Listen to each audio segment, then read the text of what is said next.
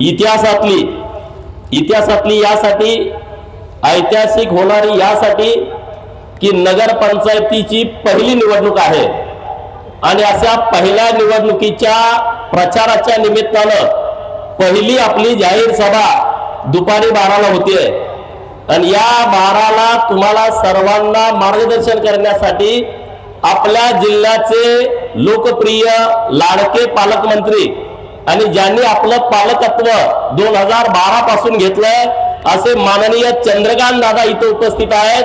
जोरदार टाळ्या वाजवून आपण दादांचं आटपाडीमध्ये स्वागत करावं।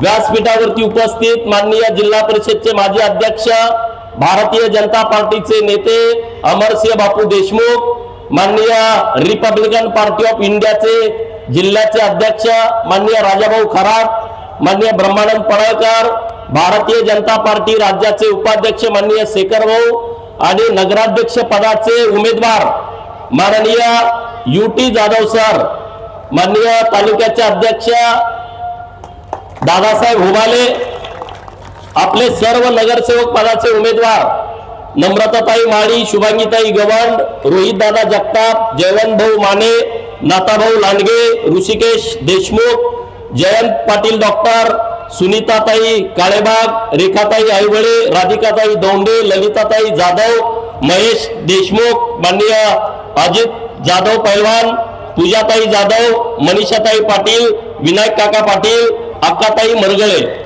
हे सगळे आपले उमेदवार आहेत। मी आता जास्तीचा वेळ घेत नाही आणि ज्यांनी आता प्रवेश केला या सभेपेक्षा प्रवेशाची चर्चा जास्त तालुक्यामध्ये होईल। पुजारवाडीतल्या 25 तरण्या बांड पोराने भारतीय जनता पार्टीचा झेंडा हातामध्ये घेतलाय। माननीय संदीपान पुजारी आहेत, त्यांचे सगळे सहकारी आहेत, बाजीनाना आहेत आणि आता 2 जण प्रवेश करणार आहेत, राक्षे बंधू। माझं बोलणं झाल्याच्या नंतर 3 जण, म्हणजे आता भाजपकडे जास्त ओढा लोकांचा आहे, आमच्याकडे बघून नाही। नरेंद्र मोदी साहेब, देवाभाऊ आणि चंद्रकांत दादांच्याकडे बघून मोठ्या प्रमाणात प्रवेश आपल्या पार्टीमध्ये होत आहेत।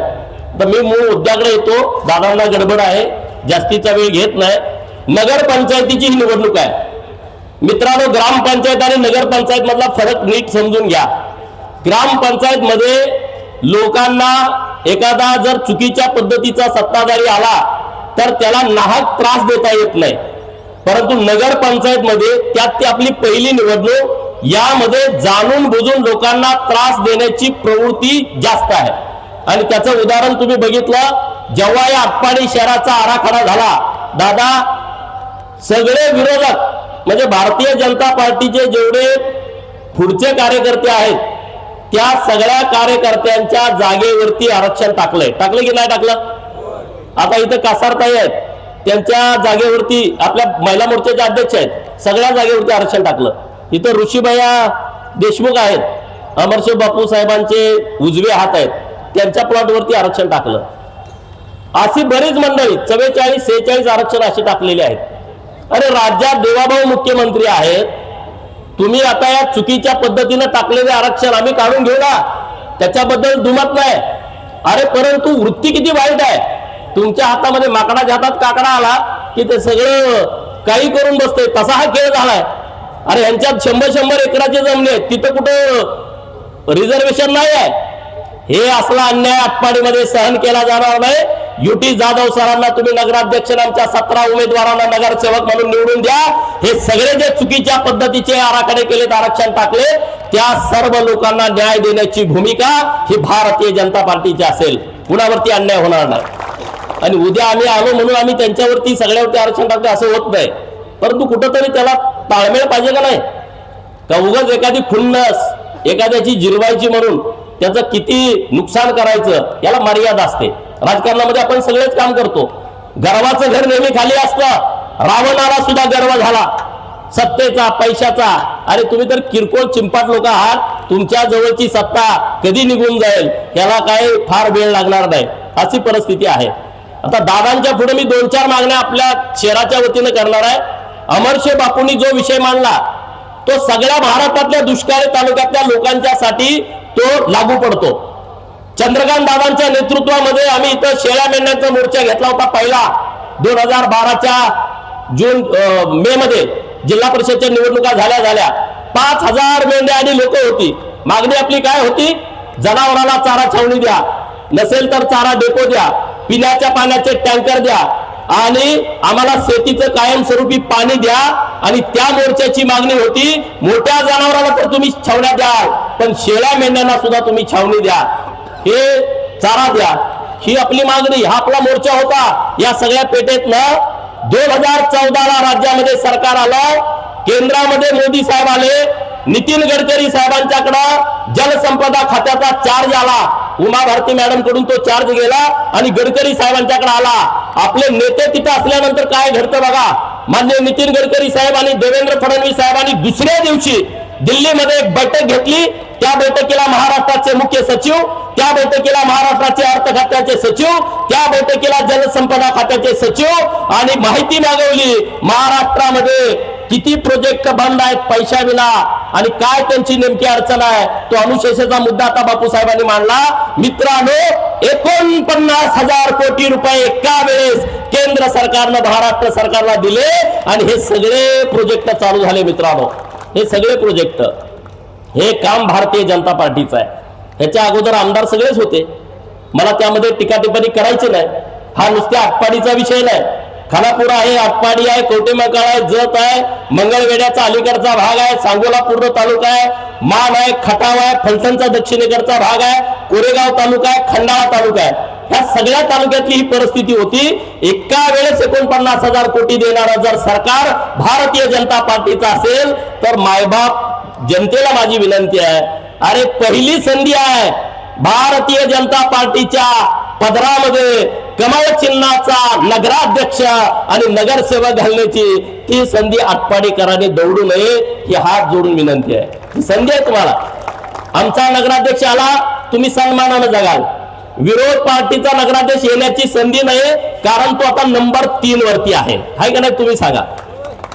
नंबर 2 ला अपक्ष आहे, त्यामुळे 3 वरती आपण बोलायचं नाही. गर्वाचं घर खाली असतं. मागच्या महिन्यात सगळ्या अशा छात्या फुगल्या होत्या, आम्हाला कोणी पहिलवानच नाही आणि बापूसाहेबांचं गोपीचंदची बैठक होणार नाही असं त्यांच्या डोक्यात होतं. अरे भाजप आहे, आमचे नेते आहेत, दादांचा फोन आला, आम्ही विषय संपून टाकला. दादांना म्हटलं तुम्ही सांगाल तसं आम्ही काम करायला तयार आहे. भारतीय जनता पार्टीला प्राधान्य पहिला आहे, बाकीचे विषय आमच्यासाठी महत्वाचे नाही. आमच्या नेत्याने आदेश दिला, भारतीय जनता पार्टीने आदेश दिला की कमळासाठी तुम्हाला काम करायचं आहे, कमळासाठी आम्ही कुठलाच विषय आमच्या डोक्यात ठेवणार नाही. भारतीय जनता पार्टीसाठी रात्रीचा दिवस करणारा हा गोपीचंद पळकर कार्यकर्ता आहे. मी तुम्हाला नम्रतेची विनंती करतोय, या शहरामध्ये खूप करण्यासारखं आहे, खूप करण्यासारखं आहे. पहिली मागणी माझी दादांच्याकडे आहे, नागनाथांना नायकवडी क्रांतीवीर नागनाथांना नायकवडींच्या मुळे आम्हा लोकांना कळलं कृष्णेचं पाणी इकडे येऊ शकतं, नाहीतर ते आम्हाला कळत नव्हतं. याच मैदानावरती पाणी परिषदा अनेक झाल्या, 27, 28, 30 असतील, मला आता आकडा माहित नाही, परंतु सगळे महाराष्ट्रातले अनेक पुढारी या पाणी परिषदेच्या स्टेजवरनं तयार झाले, निर्माण झाले, राज्यात त्यांनी काम केलं. माझी पहिली मागणी अशी आहे, या टेंबू योजनेला संपूर्ण क्रांतीवीर नागनाथांना नायकवडी यांचं नाव देण्यात यावं, ही माझी तुम्हाला नम्रतेची विनंती आहे. आणि याला कुणी विरोध करण्याचं काहीच कारण नाही, समोरच्या पार्टीचा पण विरोध नाही. त्यांना कुणाचं नाव द्यायचं असेल तर कुठल्याही तुम्ही फाट्याला द्या, आमची कुठली अडचण नाही. प्रत्येक तालुक्यात तुम्ही प्रत्येक नेत्याचं नाव द्या, आमचं दुमत नाही. एखाद्या प्रत्येक सबलाईन तयार झालेत, त्या पण योजना आहेत. टप्पा क्रमांक 1 आहे, 2 आहे, 3 आहे, 4 आहे, 5 आहे, 6 आहे. आपल्या टप्प्यात त्यांना कुणाला आमचा विरोध नाही, हे राजकीय स्टेटमेंट नाही. परंतु नागनाथांनाचं एक चांगलं स्मारक आटपाडीमध्ये व्हावं, कारण ते इथं तंबूमध्ये राहायचे, त्यांचं जेवण वाळव्यावर नाही यायचं, ते आटपाडीतलं पाणी पण प्यायचं नाही. त्यांनी शपथ अशी घेतली होती, जोपर्यंत आटपाडीला पाणी येणार नाही तोपर्यंत मी इथलं खाणार नाही आणि इथं पाणी पिणार नाही. त्यांचा रोज डबा वाळव्यावर नाही यायचा. त्यांचं एक स्मारक व्हावं. दुसरी एक आमची संकल्पना असे, दादा, आटपाडीला लागून मोठा सातवण तलाव आहे. आटपाडीला आमच्या पाहुणे आले तर जायचं कुठं? इकडे सगळे शिक्षक उभा आहेत, त्यांचे पाहुणे, त्यांचे सगळे नातेवाईक येतात, मेवणा येतो, साडू येतो, सासू सासरे येतात. न्यायचं कुठं? फिरवायला. आटपाडीच्या तळ्यावर द्यायचं तर तिथं 100-200 मोटारी एकाच ठिकाणी लावलेत, सगळ्या बाहेरच आहेत. तर आमची मागणी एवढी आहे, बाजूला फॉरेस्ट आहे, एक चांगला प्रकल्प, बोटिंग सहित चांगला पर्यटनाचा प्रकल्प आम्ही प्रस्तावित करतोय. त्याच्यावरती आता काम सुरू आहे। जसा जतला प्राणी संग्रहालय मंजूर केलाय त्याच धर्तीवरती 50 ते 100 कोटी रुपयाचा प्रोजेक्ट इथं होऊ शकतो। सरकार त्याला मान्यता देऊ शकतं। माननीय देवाभाऊने आणि चंद्रकांत दादांनी आम्हाला त्या विषयामध्ये सहकार्य करावं। तो प्रोजेक्ट पुढच्या 2-4 महिन्यामध्ये मंजूर होऊ शकतो, एवढी आमची तुमच्याकडे व्यापक अपेक्षा आहे। आता इथं शुक्रवार आहे, त्याचं सुशोभीकरण करणं, भुयारी गटार करणं, रस्ते करणं ही आपली सगळी कामं आहेत। त्या सगळ्या गोष्टीला आमची प्राथमिकता आहे। परंतु दादा भारतीय जनता पार्टीचा नगराध्यक्ष इथे 1,00,000% होणार आहे आणि खालचे 17च्या 17 उमेदवार चांगले एकदम असे ठसल आहेत, कुठेही कमी नाहीत, सगळे निष्कलंक आहेत, चारित्र्य संपन्न आहेत, वेल एज्युकेटेड सगळे उमेदवार आहेत। त्या सगळ्या उमेदवाराच्या पाठीशी जनता उभी आहे आणि आज कळस चढवण्यासाठी राजेंद्र खरात साहेब इथं आवर्जून उपस्थित आहेत। जोरदार टाळ्या वाजवा त्यांच्यासाठी। आणि राजाभाऊ खरं आहे बरं का, जरा कमी होतं तुमच्यामुळे भरून निघालंय आणि तुम्ही म्हणला की आम्ही तुम्हाला जवळ घेत नाही, हे साफ खोटं आहे। दादाने तुम्हाला सन्मानाची खुर्ची दिली पालकमंत्री महोदयाने, ह्याच्यापेक्षा सन्मानाची खुर्ची स्टेजवर कुणाला आहे का? कुणाला आहे का सांगा? इथं ब्रह्माशेठ आहेत, बापूसाहेब आहेत, अन्य मंडळ आहेत। आम्ही कुणी मागितलं म्हणजे रिपायचा निरोप आला, रिपब्लिकन पार्टी ऑफ इंडियाला सन्मानाची वागणूक द्या। तुम्हाला तिथं जिल्हा नियोजन मध्ये मानाचं स्थान दिलंय, 2-3 कोटी रुपयाचा निधी आला, तुम्ही डायरेक्ट आमदारासारखा वाटून टाकला। हा सन्मान भाजपने तुमचा केलाय, याच्यापेक्षा दुसरा कुठला सन्मान असू शकतो सांगा? दादा अनेक 2-3 कोटी वाढवून द्या, पुढच्या वेळेस झाला विषय, त्यांचे सगळे कामं करून टाका, आमची काही हरकत नाही 100%। आणि युटी जाधव सर नोकरी सोडली रे मित्रांनो, नोकरी सोडली, 1,00,000 रुपये पगाराची। ते माझ्याकडे आले, मला निवडणूक लढवायचं आहे। मी म्हणलं 2 दिवस विचार करा, मॅडमची परवानगी घ्या। मॅडम दोघं आले, मी बापूसाहेबांच्या कानावरती हा विषय घातला, म्हणलं युटी सर इच्छुक आहे आणि त्याला नोकरी सोडायचं ते म्हणतात, बापूसाहेब नोकरी सोडते। मी म्हणलं बघा मी त्याला तुमच्याकडे पाठवतो, त्याला विचारा तुम्ही नीट। मग ते बापूसाहेबांना भेटले, त्यांची चर्चा झाली आणि त्यांनी सिग्नल दिला आणि युटी जाधव सराची उमेदवारी फायनल झाली। सकाळी 11ला जिल्हा परिषद मध्ये राजीनामा दिला, दुपारी 2ला मंजूर झाला आणि दुसऱ्या दिवशी राजीनाम्यासहित इथं तहसील कार्यालयामध्ये अर्ज दाखल केला। हा त्याग आहे, हा त्याग त्यांनी आपल्या शहरासाठी केलाय। मित्रांनो, ज्या माणसानं 1,00,000 रुपया पगाराची नोकरी सोडली आहे त्या माणसाला भारतीय जनता पार्टीसाठी आणि आटपाडीचं कायापालट करण्यासाठी नगराध्यक्षाच्या सन्मानाच्या खुर्चीमध्ये आपण बसवूया, एवढी तुम्हाला विनंती करतो। चंद्रकांत दादांचं मनापासून आभार व्यक्त करतो। जिल्हा नियोजन मध्ये खूप त्यांनी आपल्याला निधी दिलाय, त्याबद्दल त्यांचा आभार मानावं आणि दादांच्या हस्ते दोघांचं फक्त आपण प्रवेश करावे।